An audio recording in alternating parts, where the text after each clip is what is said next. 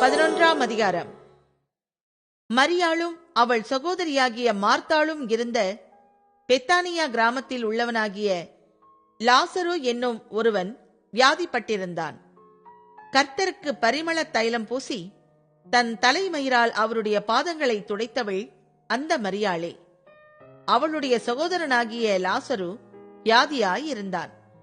அப்பொழுது அவனுடைய சகோதரிகள், ஆண்டவரே, நீர் சிநேகிக்கிறவன் வியாதியாயிருக்கிறான் என்று சொல்ல அவரிடத்திற்கு ஆள் அனுப்பினார்கள். இயேசு அதை கேட்டபொழுது, இந்த வியாதி மரணத்துக்கு ஏதுவாயிராமல் தேவனுடைய மகிமை விளங்குவதற்கு ஏதுவாயிருக்கிறது. தேவனுடைய குமாரனும் அதனால் மகிமைப்படுவார் என்றார். இயேசு மார்த்தாள் இடத்திலும் அவளுடைய சகோதரியின் இடத்திலும் லாசருவின் இடத்திலும் அன்பாயிருந்தார்.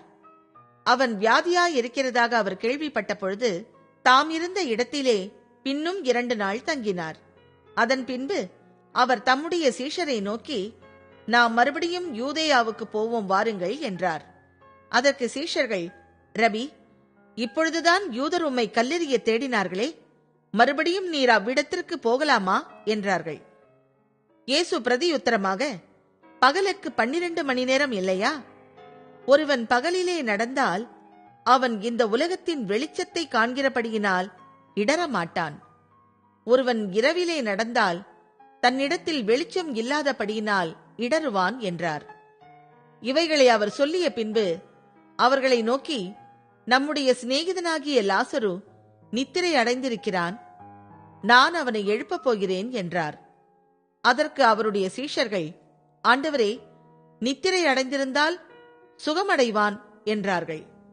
இயேசுவானவர் அவனுடைய மரணத்தை குறித்து அப்படி சொன்னார்.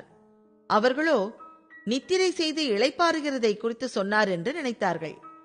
அப்பொழுது இயேசு அவர்களை நோக்கி, லாசரு மரித்து போனான் என்று வெளிப்படையாய் சொல்லி, நான் அங்கே இராததினால் நீங்கள் விசுவாசம் உள்ளவர்களாகிறதற்கு ஏது உண்டென்று உங்கள் நிமித்தம் சந்தோஷப்படுகிறேன். இப்பொழுது அவனிடத்திற்கு போவோம் வாருங்கள் என்றார். அப்பொழுது திதிமு என்னப்பட்ட தோமா மற்ற சீஷர்களை நோக்கி, அவரோடே கூட மரிக்கும்படி நாமும் போவோம் வாருங்கள் என்றான்.